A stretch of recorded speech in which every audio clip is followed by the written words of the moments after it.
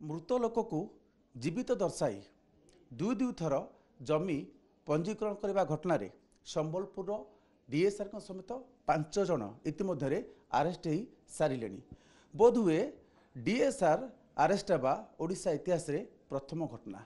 ए घटना परे अन्य मानक उपरे अन्य असाधु कर्मचारी मानक उपरे तार कौन प्रभाव रहिबो एवं आगो को ए व्यवस्था को किपरि स्वच्छ करा जाय परिबो से संपर्क में आलोचना करिबा राजस्व मंत्री सुरेश पुजारी सहित पूर्व से ऑफिस को विजिट जाइथिले आमे मध्ये देखुतलु एवं कर्मचारी मानकु से समय तागिद करथिले काम किपरि शृंखलित भाव करिया पई लोक मानक काम ठीक समय सारिया पई।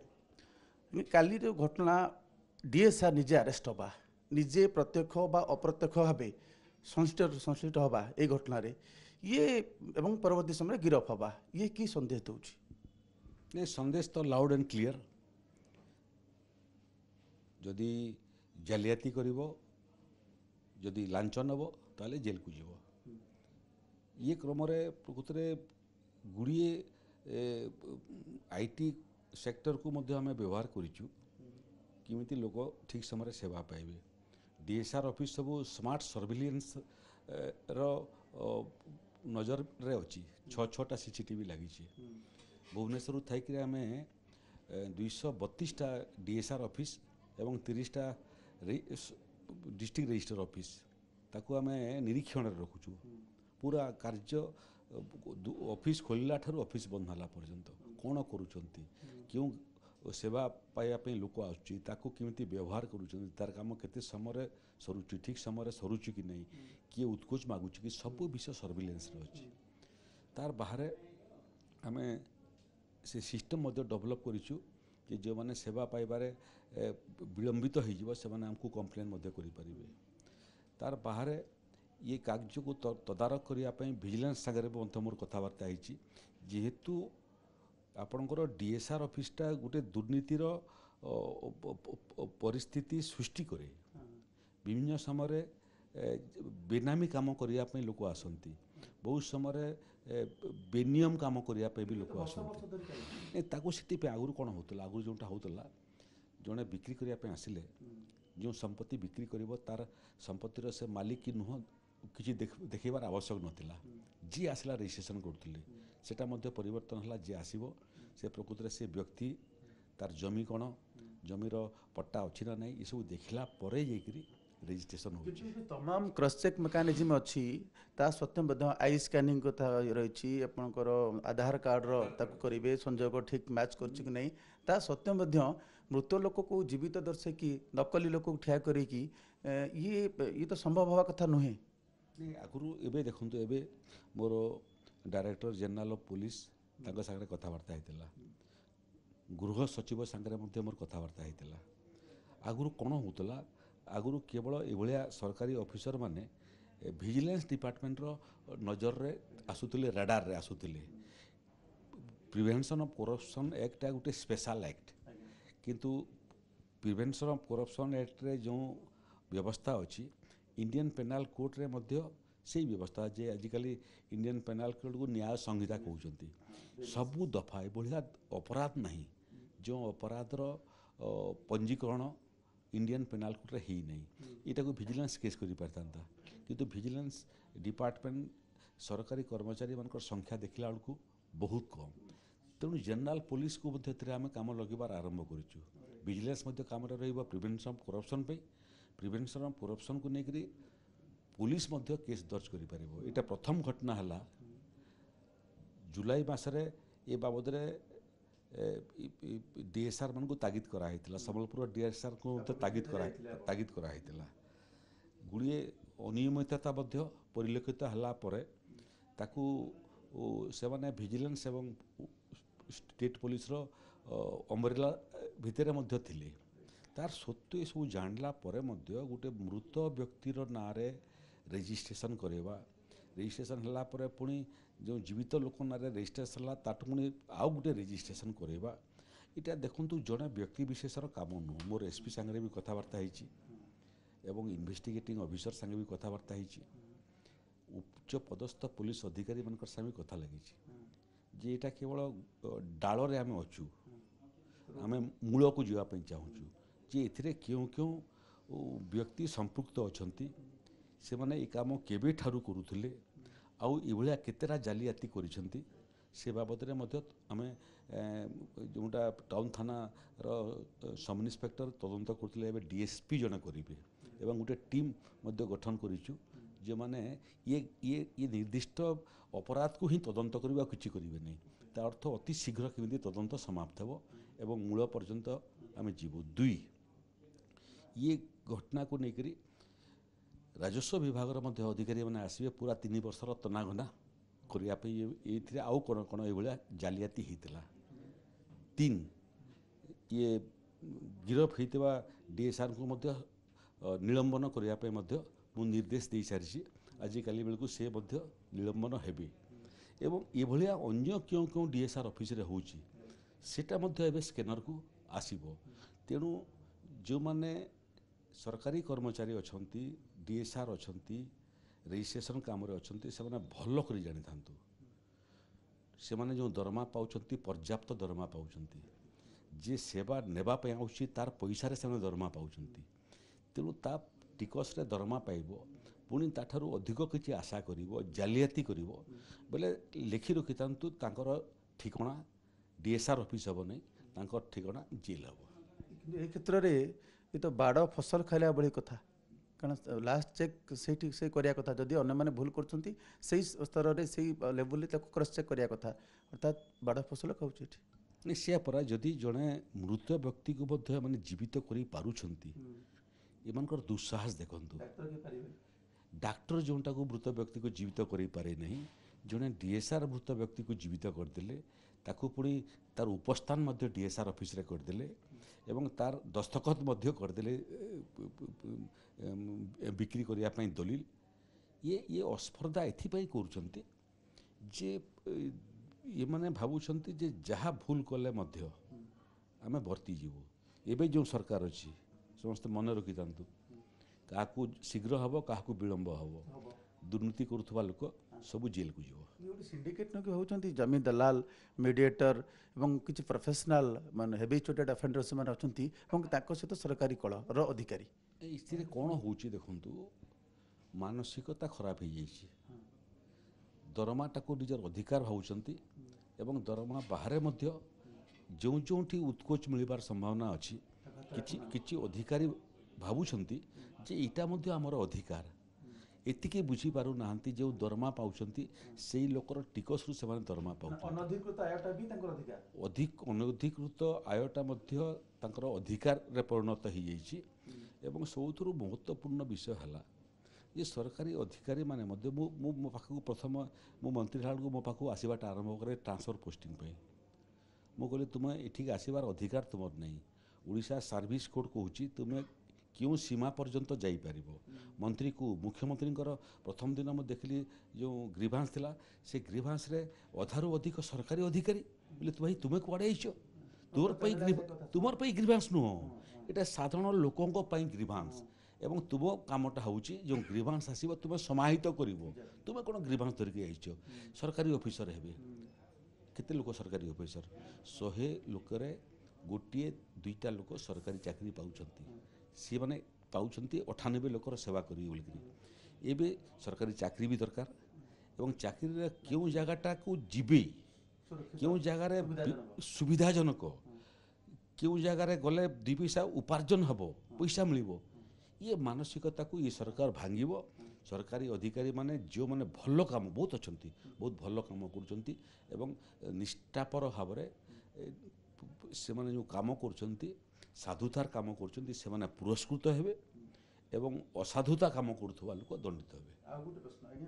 ये संबलपुर संदर्भ में ये घटना हूँ तो पदा को आसला पर चर्चा है गिरफ्तारी है किंतु ये जे केवल संबलपुर हूँ नुहे हूँ तो 30 जिले में निश्चिंत होथबो कारण ये गोटे गंताघर एवं किसी गोटे अलिखित नियम अच्छी जे पंजीकरण हेले समस्त गोटे शेयर अच्छी या पूरा प्रचलित रही आम स्मार्ट सर्विलेंस हवा फल ये सतर्क अच्छा किंतु से गोटे जिनस जापारे नहीं एबे मो पाखु रिपोर्ट आसी से माने जानी नथिले जे स्मार्ट सर्विलेंस सिस्टम रे କେଉଁ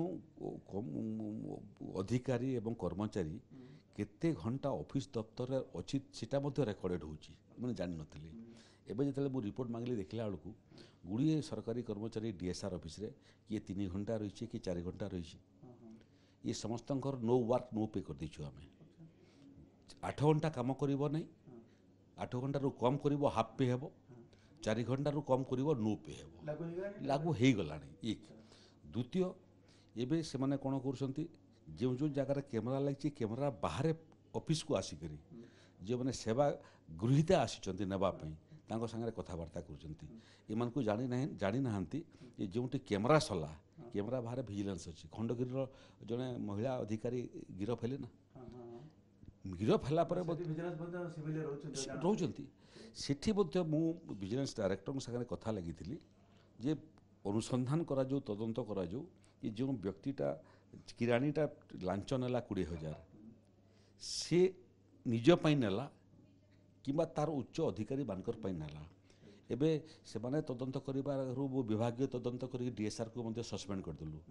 ଇଏ 8 ମାସ ଭିତରେ 50ରୁ ଅଧିକ ବଡ଼ ବଡ଼ ସରକାରୀ ଅଧିକାରୀ ରାଜସ୍ୱ ବିଭାଗରେ ଦଣ୍ଡିତ ହୋଇସାରିଲେଣି। କିଏ ସସ୍ପେଣ୍ଡ ହେଲାଣି, କିଏ ଡିସମିସ୍ ହେଲାଣି, କାହାର ପେନ୍ସନ୍ ହେଲ୍ଡ ଅଫ୍ ହେଲାଣି। ତେଣୁ ଏବେ ରାଜ୍ୟର ପ୍ରଶାସନ ଇଏ କାମରେ ଆଉ ଜିରୋ ଟଲରେନ୍ସ। ଆପଣ କହୁଥିଲେ ଯେଉଁମାନଙ୍କ ଆବଶ୍ୟକତା ନାହିଁ ବାରମ୍ବାର ଯେଉଁମାନେ ଯାଉଛନ୍ତି ଡିଏସ୍ଆର୍ ଅଫିସ୍କୁ ସେମାନଙ୍କୁ ମନିଟର କରାଯିବ, କାମ ନଥାଇକି ବାରମ୍ବାର ଗସ୍ତ କରିବା ଡିଏସ୍ଆର୍ ଅଫିସ୍କୁ ଯିଏ ବି ହୁଅନ୍ତୁ। ସେମାନଙ୍କର ବି ଆମେ ଠାବ କରିସାରିଲୁଣି, ତାଙ୍କର ମଧ୍ୟ ତାଲିକା ପ୍ରସ୍ତୁତ ହୋଇସାରିଲାଣି। ସେଥିରେ ମୋର କେବଳ ନିବେଦନ, ଯେଉଁମାନେ ସେବା ନେବା ପାଇଁ ଆସୁଛନ୍ତି ସେମାନେ ସେ ସେବା ପାଇବା ତାଙ୍କର ଅଧିକାର। କେହି ସରକାରୀ କର୍ମଚାରୀମାନଙ୍କୁ ପ୍ରଲୋଭନ ଦେଖାଇବା ପାଇଁ ପ୍ରଭାବିତ କରିବା ପାଇଁ ଚେଷ୍ଟା କରନ୍ତୁନି। ତାଙ୍କର ସେବା ପାଇବେ ସେମାନେ। ଯଦି କିଏ ନ ପାଇବ ସିଧା ମୋର ସାଙ୍ଗରେ ସମ୍ପର୍କ କରନ୍ତୁ। କୌଣସି ଅଫିସରେ ଲାଞ୍ଚ ଦେବାର ଆବଶ୍ୟକ ନାହିଁ। ଲାଞ୍ଚ ମାଗୁଥିଲେ ମୋର ଦୃଷ୍ଟିଗୋଚରରୁ ଆସନ୍ତୁ। ଇଏ ସମସ୍ତଙ୍କର ସ୍ଥାୟୀ ଜାଗା, ମୁଁ ଜେଲ୍ କରିଦେବି। ଶେଷ ପ୍ରଶ୍ନ, ଏବେ ସମ୍ବଲପୁର ସମେତ ସାରା ଓଡ଼ିଶାରେ ଅବିଚାରିତ ଭାବେ ବେଆଇନ ପ୍ଲଟିଂ ଚାଲିଛି।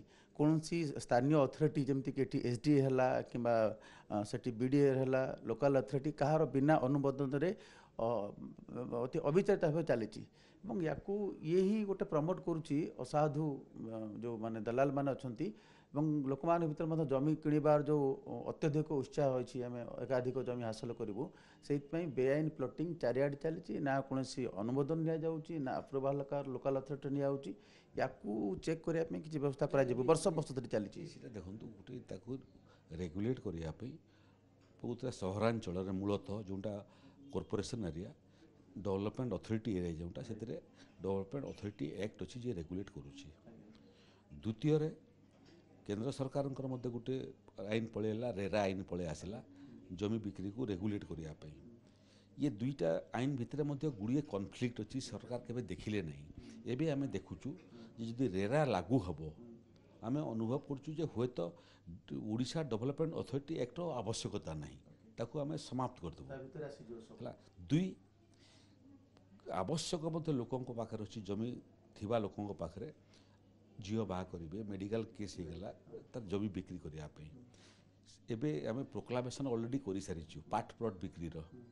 ତେଣୁ ଯେଉଁମାନଙ୍କର 5,000 ସ୍କୋୟାର ଫିଟ୍ ପର୍ଯ୍ୟନ୍ତ ପାର୍ଟ ପ୍ଲଟ୍ ବିକ୍ରି କରିବେ, ତାର ସମସ୍ତ କଟକଣା ହଟେଇ ଦେବା ପାଇଁ ଆମେ ଯାଉଛୁ। ପ୍ରୋକ୍ଲାମେସନ୍ ପିରିୟଡ଼ ସରିଲା ପରେ, ଅବଜେକ୍ସନ୍ ଆସିଲା ପରେ ଫାଇନାଲ୍ ନୋଟିଫିକେସନ୍ ହେବ। 3, ପାର୍ଟ ପ୍ଲଟ୍ ବିକ୍ରି ଉପରେ ରେଷ୍ଟ୍ରିକ୍ସନ୍ ଥିବା ସତ୍ତ୍ୱେ ଗୁଡ଼ିଏ ଡିଏସ୍ଆର୍ ଅଫିସରେ ପାର୍ଟ ପ୍ଲଟ୍ ବିକ୍ରି ହେଇଛି।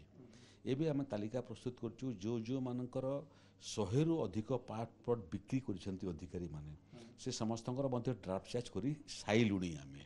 ଆପଣ ଭୁବନେଶ୍ୱର ଦେଖନ୍ତୁ, ଭୁବନେଶ୍ୱର, ପିପିଲି, ଜଟଣୀ ଏଭଳି ଆଖପାଖ ଅଞ୍ଚଳରେ ଗୋଟେ ଡିଏସ୍ଆର୍ 500 ପର୍ଯ୍ୟନ୍ତ ପାର୍ଟ ପ୍ଲଟ୍କୁ ରେଜିଷ୍ଟର କରିଛନ୍ତି।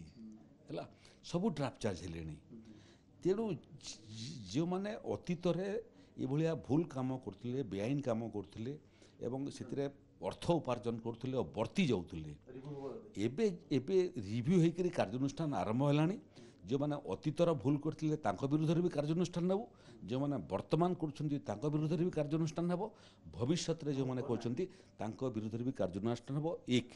ଦ୍ୱିତୀୟ, ମୁଁ ଆମର ଏଡ଼ିସନାଲ୍ ଚିଫ୍ ସେକ୍ରେଟାରୀ ଯିଏ ରାଜସ୍ୱ ବିଭାଗର ଅଛନ୍ତି ତାଙ୍କୁ ମଧ୍ୟ ମୁଁ କହିଛି ଯିଏ ଯେଉଁ ଯେଉଁ ରାଜସ୍ୱ ବିଭାଗର ବଡ଼ ବଡ଼ ଅଧିକାରୀମାନେ ଯେଉଁମାନଙ୍କର ରେକର୍ଡ଼ ଖରାପ କିମ୍ବା ଯେଉଁମାନଙ୍କର ପରଫର୍ମାନ୍ସ ଠିକ୍ ନୁହଁ ଆଉ 20 ବର୍ଷ ସରକାରୀ ଚାକିରି ହେଇଯାଇଛି ତାଙ୍କର ତାଲିକା ପ୍ରସ୍ତୁତ କରିବା ପାଇଁ ସମସ୍ତଙ୍କର କାର୍ଯ୍ୟ ସମୀକ୍ଷା କରିବୁ, କାର୍ଯ୍ୟ ବିଧିର ମଧ୍ୟ ସମୀକ୍ଷା କରିବୁ, ଟ୍ରାକ୍ ରେକର୍ଡ଼କୁ ମଧ୍ୟ ଅଧ୍ୟୟନ କରିବୁ। ଯେଉଁମାନଙ୍କୁ ଆମକୁ ଲାଗିବ ଯେ ଏମାନଙ୍କର ସରକାରୀ ଅଧିକାରୀ ଭାବରେ ରହିବା ଫଳରେ ସରକାରଙ୍କର ଏବଂ ଲୋକଙ୍କର କ୍ଷତି ହେଉଛି ସମସ୍ତଙ୍କୁ ଆବଶ୍ୟକ ପଡ଼ିଲେ କମ୍ପଲସରି ରିଟାୟାରମେଣ୍ଟ ଦେବାର କାମ ଆରମ୍ଭ ହେଲା। Bye bye bye bye bye ଘରେ ବସିଥାନ୍ତୁ। ପୂର୍ବରୁ ଯେଉଁ ପାର୍ଟ ପ୍ଲଟ୍ ରେଜିଷ୍ଟ୍ରେସନ ପାଇଁ ଏପ୍ରିଲ ପ୍ରକ୍ରିୟା ଆରମ୍ଭ ହେବ ବୋଲି ଆପଣ କହିଥିଲେ ଏବେ ପ୍ରୋକ୍ଲାମେସନ୍ ହେଇସାରିଛି। ପ୍ରୋକ୍ଲାମେସନ୍ ପିରିୟଡ଼ ଭିତରେ ଆମେ ଅବଜେକ୍ସନ୍ ସଜେସନ୍ ଇନଭାଇଟ୍ କରିଛୁ ଆଉ ବୋଧେ 5-10 ଦିନ ଆଉ ସମୟ ବାକି ରହିଲା। ଥରେ ପ୍ରୋକ୍ଲାମେସନ୍ ଗୋଟେ କମ୍ପଲସରି ପିରିୟଡ଼ ଯେଉଁଟା ବି ଆମେ ସଂଶୋଧନ କରୁ କୌଣସି ନିୟମର ତା'ର କରିବା ଚୂଡ଼ାନ୍ତ ନିଷ୍ପତ୍ତି ନେବା ପୂର୍ବରୁ ସାମୂହିକ ଭାବରେ ଅବଜେକ୍ସନ୍ ସଜେସନ୍ ଇନଭାଇଟ୍ ହୁଏ। ଏବେ ଅବଜେକ୍ସନ୍ ସଜେସନ୍ ପିରିୟଡ଼ ଓଭର ହେବା ପାଇଁ ଯାଉଛି। ଯେଉଁଦିନ ଅବଜେକ୍ସନ୍ ସଜେସନ୍ ପିରିୟଡ଼ ଓଭର ହେଇଯିବ ତା ପରବର୍ତ୍ତୀ ସପ୍ତାହରେ ନୋଟିଫିକେସନ୍ ଜାରି ହେଇଯିବ। ଶେଷ ସଂକ୍ଷିପ୍ତ ପ୍ରଶ୍ନ, ଯେଉଁ ଅଧିକାରୀମାନେ ଭୁଲ କରୁଛନ୍ତି ଇଏ ପ୍ରକୃତରେ ଉତ୍ତରଦାୟିତ୍ୱହୀନତା ନା ଇଏ ମାନସିକତା ସମ୍ପୃକ୍ତି ଦୁର୍ନୀତିରେ? ନାଇଁ, ଦୁଇ ପ୍ରକାର ଜିନିଷ ଅଛି। ଗୋଟିଏ ହେଉଛି ଆମେ ସମସ୍ତେ ଅନୁଭବ କରିବା କଥା ଯେ ଆମେ ସେବକ ଏବଂ ଯେଉଁମାନେ ଆମ ପାଇଁ ପାଖକୁ ଆସୁଛନ୍ତି ସେବା ପାଇଁ ସେମାନେ VIP, ସେମାନଙ୍କର ସେବା କରିବା ପାଇଁ ଆମେ ଅଛୁ। ଇଏ ମାନସିକତା ତିଆରି ହେବା କଥା ଯେ ଆମେ ସେବକ ସେମାନେ ମାଲିକ। 1 2 ଖାଲି ହାତରେ ଆସିଛୁ ଖାଲି ହାତରେ ଯିବୁ। ଯେଉଁ ଦରମା ଆମକୁ ମିଳୁଛି ସେ ଦରମା ଲୋକଙ୍କର ଟିକସରେ ମିଳୁଛି ଲୋକଙ୍କର ସେବା କରିବା ପାଇଁ। ଦରମା ବାହାରେ 2 ପଇସା ଉପାର୍ଜନ କରିବାର ଚିନ୍ତା ଯିଏ କରିବ ସେ ଜେଲ୍ ଦେଖିବ। ଆପଣ ଶୁଣୁଥିଲେ ବିଶଦ ସୂଚନା ଦେଉଥିଲେ। ଗୋଟିଏ କଥା ଗୋଟେ ନିର୍ଯାସ କୁହାଯାଇପାରେ ଯେ ଯେଉଁ ସରକାରୀ କର୍ମଚାରୀମାନେ ବିଶେଷ କରି ରାଜସ୍ୱ ବିଭାଗର ଯଦି ସେମାନେ ଅନଧିକୃତ ଆୟ କରୁଛନ୍ତି ଅର୍ଥାତ୍ ଦୁର୍ନୀତି କରୁଛନ୍ତି ସେ ନେଇକି ରାଜସ୍ୱ ବିଭାଗ ସତର୍କ ଅଛି, ସଚେତନ ଅଛି ଏବଂ ସେମାନଙ୍କର ତାଲିକା ପ୍ରସ୍ତୁତ କରାଯାଉଛି। ଖୁବ୍ ଶୀଘ୍ର ଦୁର୍ନୀତିଗ୍ରସ୍ତ ଅଧିକାରୀ ଏବଂ କର୍ମଚାରୀମାନଙ୍କୁ ବିଦା କରିବା ପାଇଁ ମଧ୍ୟ ପ୍ରକ୍ରିୟା ଆରମ୍ଭ କରାଯିବ। କ୍ୟାମେରା ପର୍ସନ ରଞ୍ଜନଙ୍କ ସହ ସଞ୍ଜୟ କୁମାର ଜେନା, OTV।